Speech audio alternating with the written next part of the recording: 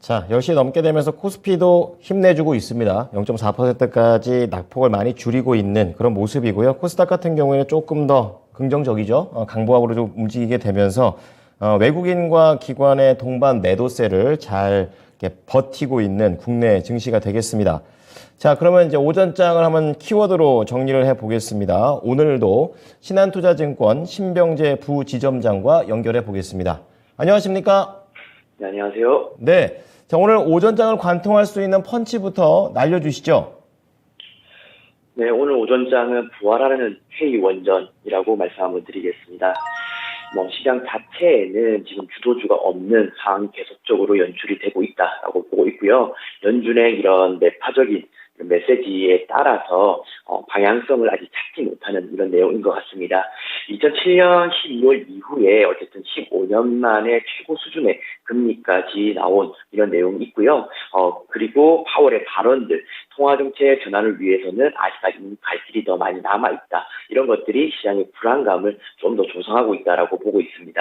내년 미국 금리 중간값 전망치도 5.1까지 올라가게 되면서 시장에는 부담감이 작용하고 있다라고 보면 될 것 같고요. 기존에 계속적으로 움직였던 성장주라든지 이런 종목들 같은 경우는 브레이크가 좀 걸리는 이런 모습인 것 같습니다. 실제로 파월의 발언 이후로 미국 지수 같은 경우도 장중에 반락하는 이런 모습 보여주게 되었고요. 그 시장의 분위기가 국내 고스란히 전해지고 있는 상황입니다.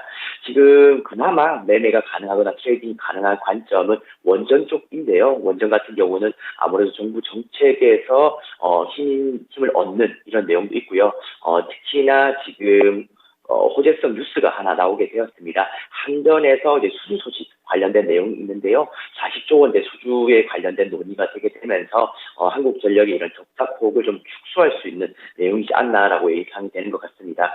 흑자로 실제로 돌아서려면은 한전에서는 50% 이상 요금 인상을 해야 될 텐데요. 그렇게 되기는 현실적으로 좀 어렵기 때문에 결국에는 해외 사업에서 수익성을 좀 높여가야 된다라고 보고 있습니다. 그래서 지금 40조 원대 튀르키예 원자력 발전 관련된 사업 수주는 굉장히 좀 기대감이 많이 작용할 수 있는 이런 내용이고요. 그리고 계속적으로 얘기 나왔던 미국의 이런 SMR 소형 모듈 원전 같은 경우도 계속적으로 모멘텀이 되어가는 것 같습니다. 그래서 그에 따라서 에너토크라든지 서전기전 그리고 G2파워 이런 종목들이 계속적으로 움직이고 있다라고 보고 있고요. SMR 같은 경우는 결국엔 태양광과 풍력 쪽을 보완할 수 있는 에너지이기 때문에 계속적으로 관심을 가지셔야 되는 그런 종목으로 보고 있습니다. 원전에 대해서 정부에서는 이제 내년에 2조 원 이상 투입할 것으로 예상을 하고 있기 때문에 정부 정책과 방향을 계속 같이 하는 종목들은 관심 종목으로 등록해두고 떨어질 때마다 관심을 가지시는 게 좋다라고 보고 있고요. 오늘 오전장은 그나마 K원전 쪽이 흐름이 좋지 않나라고 보고 있습니다. 네. 자, 그러면 SMR도 긍정적이고 오늘 MOU와 관련해서도 좋은 모멘텀이 될 수 있다 이렇게 말씀을 해주셨는데요. 원전주들 중에서도 이제 실적이 좀 확실하게 나올 수 있는 종목 중심으로 선택하는 게 좋을까요? 아니면 앞으로에 대한 기대감을 조금 더 많이 보는 게 좋을까요? 네, 지금은 사실상은 실적으로 카운팅하기는 어렵다고 보고 있습니다. 사실 이렇게 접근하면 안 되겠지만 저는 바닥에서 거래량이 많이 터지는 시장에 관심을 많이 있는 종목으로 대응을 하시는 게 탈출하기에도 용이하다라고 보고 있고요. 오늘 가장 세게 나오는 종목들 위주로 대응하시는 게 가장 간편할 것 같고 아직은 실적을 논하기에는 굉장히 이른 상황이다라고 보시면 될 것 같습니다. 네. 종목 선택 기준을 다시 한번 구체적으로 잡아주셨습니다. 시장의 관심, 즉 거래량이 받쳐지는 종목들, 더 쉽게 얘기하면 오늘 강한 종목들, 한번 원전 관련된 종목 중에 어떤 게 있는지 한번 추려보는 것도 좋은 준비가 될 것 같습니다. 자, 그럼 오늘장 강력한 펀치로 넘어가 보겠습니다. 어떻게 잡으셨습니까? 네, 많이들 보시고 있을 것 같습니다. 재벌집 막내 아들 드라마 저도 많이 보고 있는데요. 재벌집 막내 아들 승승장구 시청률이라고 말씀 한번 드리겠습니다. 어쨌든 다른 이런 주도 섹터들 좀 흐름이 많이 끊겼는데요. 컨텐츠 관련된 이런 종목들은 계속적으로 우상향 하고 있는 거 아마 다들 아실 것 같습니다. 그 중에서도 웹툰 관련된 오늘 섹터 한번 살펴보도록 하고요. 지금 세계 시장에서도 봤을 때 세계 웹툰 시장 규모가 4조 8천억 정도 규모다라고 정도라고 보시면 됩니다. 37억 달러 정도 된다라고 보시면 되고요. 지금은 시장 규모에 대한 예측치가 2030까지 나와 있는데 2030년 정도 도달했을 때는 56억 달러 정도로 성장할 것으로 보고 있습니다. 그래서 웹툰 시장이 그만큼 많이 커지고 있다라고 보면 될 것 같고요. 이 재벌집 막내 아들이 히트를 치게 되면서 웹소설에 대한 인기가 더 많아지게 되었는데요. 일평균 매출액이 약 10배 정도 증가하는 모습을 보이고 있습니다.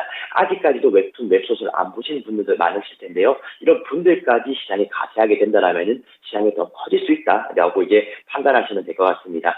지금 재벌집 막내 아들 같은 경우는 11회까지 시청률이 21% 도달을 했는데요.